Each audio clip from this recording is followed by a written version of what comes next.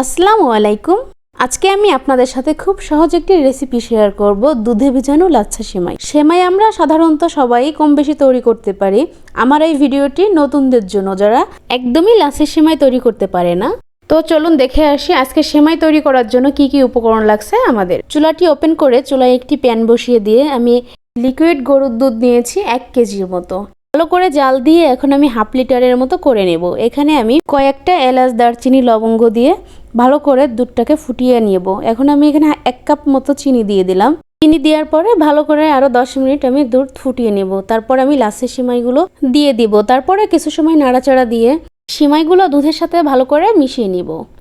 তারপরে এখানে কিছুটা কিশমিশ দিয়ে দিচ্ছি, আর এখানে কিছুটা কাজু বাদাম দিয়ে দিলাম। ফাইনালি রেডি হয়ে গেল দুধে ভিজানো লাচ্ছা সেমাই। মাত্র 15 মিনিট হাতে থাকলে আপনিও বানিয়ে নিতে পারেন এই সুস্বাদু মজাদার লাচ্ছা সেমাই। শুধু যে আমরা ঈদেই খাই লাচ্ছা সেমাই তা না, যে কোনো টাইমে খাওয়া যায়। সবাই ভালো থাকবেন, সুস্থ থাকবেন। আল্লাহ হাফেজ।